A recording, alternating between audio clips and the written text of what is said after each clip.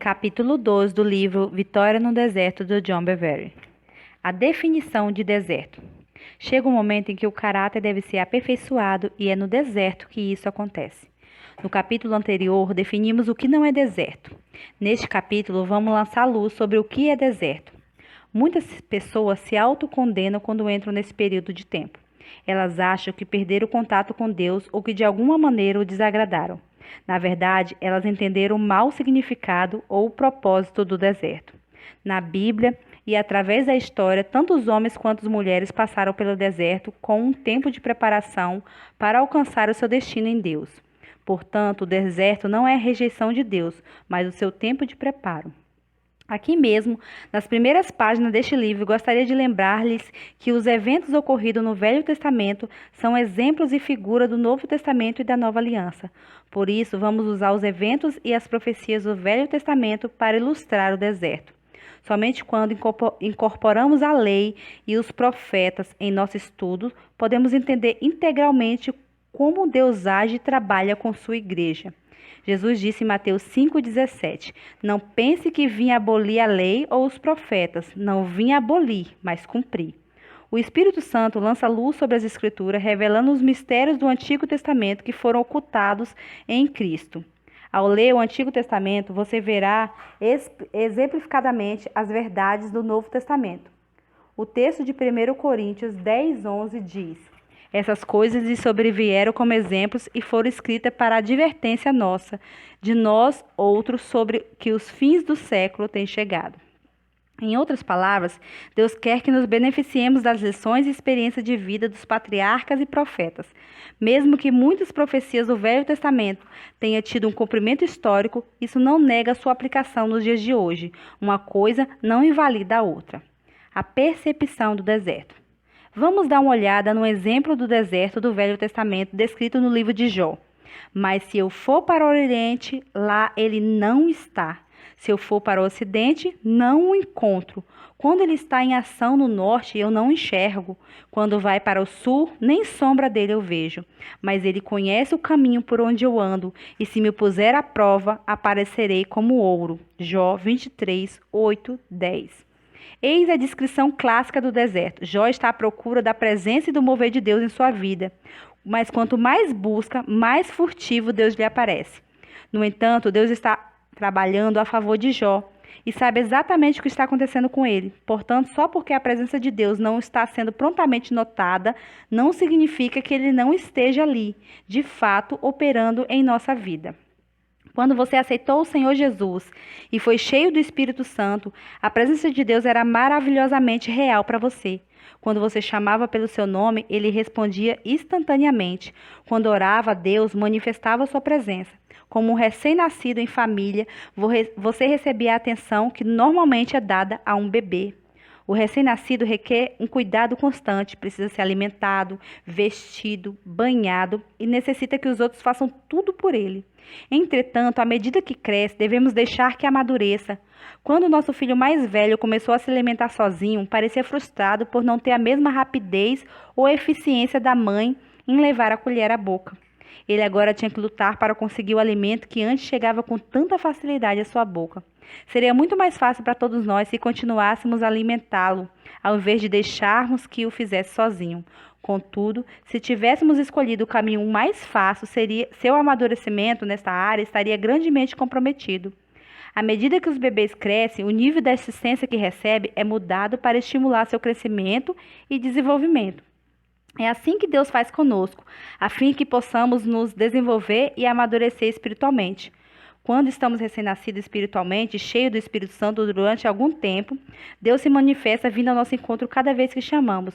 No entanto, para que possamos amadurecer, Ele permite que passemos por períodos nos quais Ele não responde instantaneamente assim que chamamos. Então chega um momento em que o caráter deve ser aperfeiçoado e é no deserto que isso acontece. É no deserto onde Deus parece estar quilômetros de distância e as suas promessas ainda estão mais longe ainda, porém Ele está à mão, porque prometeu que nunca nos deixaria e nunca nos abandonaria, em Hebreus 13:5. O deserto é um período em que você tem a impressão que Deus está na direção contrária dos sonhos e das promessas que Ele fez. Você não vê nenhum crescimento ou desenvolvimento. De fato, até sente que está retrocedendo. A presença de Deus parece diminuir ao invés de aumentar. Você pode se sentir mal amado e até ignorado, mas você não está. O pão nosso de cada dia. No deserto, Deus dá o pão de cada dia e não a mudança de coisas. É um tempo que você recebe o que necessita física e materialmente, não o que quer. É um tempo que você vivencia o que precisa ser socialmente e não o que quer. Quando você está no deserto, Deus sabe o que você necessita espiritualmente e talvez não seja o que você acha que necessita. Nos Estados Unidos, chamamos isso de falta e dizemos: ter falta é coisa do diabo. O problema é que a nossa definição de necessidade e desejo difere da realidade. Chamamos nossos desejos de necessidade quando não é bem assim. A igreja americana ainda não aprendeu o que Paulo quis dizer em Filipenses 4, 11 a 13.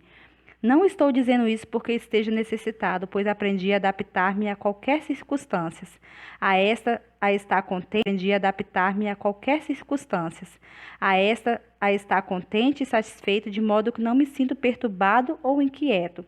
Sei o que é passar necessidade e sei o que é ter fartura. Aprendi o segredo de viver contente em toda e qualquer situação, seja bem alimentado, seja com fome, tendo muito ou passando necessidade. Tudo posso naquele que me fortalece. Paulo aprendeu que na força de Cristo podia se contentar em tempos de sequidão, da mesma forma que quando vivíamos na abundância. Na igreja americana, ainda não aprendemos nenhum dos dois estados. O que vivemos na fartura não está mais contente do que os que passam na necessidade diária. Se não possuímos alguma coisa que achamos que seja nosso direito ter, dizemos que temos falta dela. Julgamos a fé das pessoas e a medida da sua espiritualidade pelo que possuem, quando deveríamos atentar para o seu caráter. Os filhos de Israel deixaram o Egito com muitas posses recolhidas dos egípcios, objetos de prata, de ouro, tecidos finos. Contudo, usaram os metais preciosos para fazer ídolos no deserto e, em seguida, se adornaram com roupas finas para dançar diante deles. Isso deixa claro que aquelas posses materiais não eram um indicativo de boa espiritualidade. De fato, fica provado o oposto. Apenas 2 membros do grupo original de Êxodo adquiriram um caráter necessário para entrar e possuir a terra prometida. Somente Josué e Caleb, por terem um espírito diferente, seguiram a Deus integralmente, em Números 14, 24.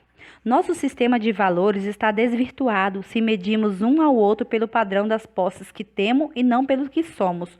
Por outro lado, muitas vezes, quando um cristão passa a ter abundância financeira ou galga uma posição de liderança ou influência, vê isso como se Deus lhe desse permissão para fazer o que quiser, comprar o que quer, gastar o dinheiro com seus próprios desejos, entre aspas, sua cobiça, ou usa sua posição de influência para benefício próprio.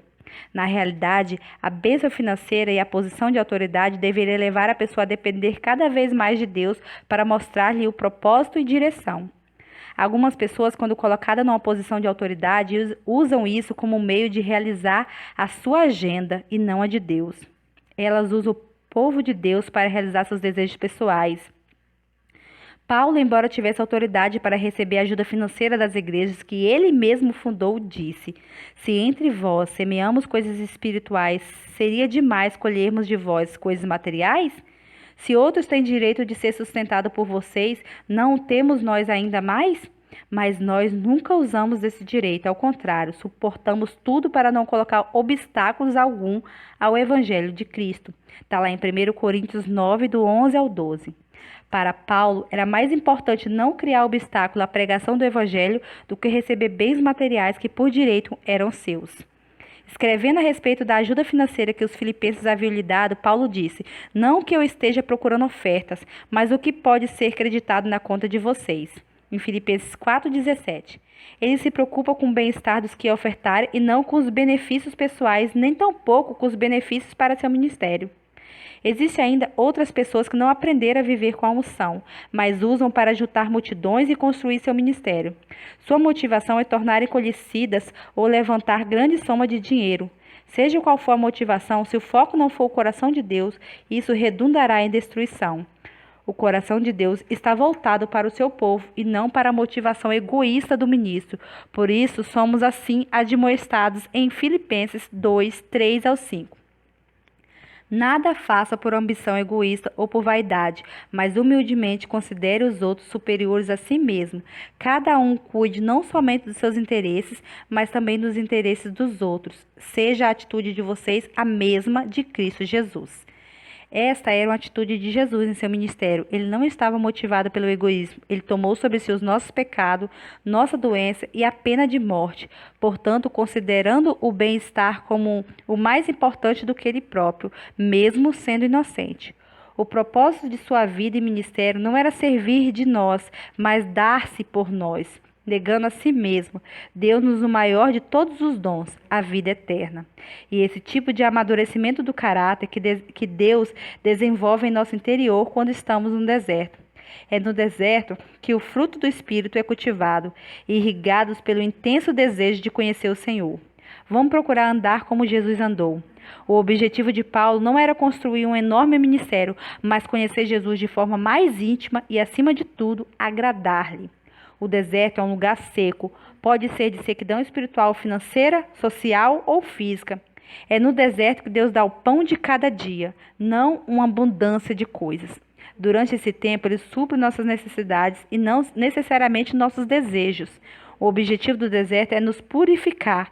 Nosso alvo deve ser o seu coração, não a sua previsão. Então, quando vier os tempos de abundância, relembraremos que foi o Senhor, nosso Deus, quem nos deu a abundância para afirmar sua aliança. Deuteronômio 8:18.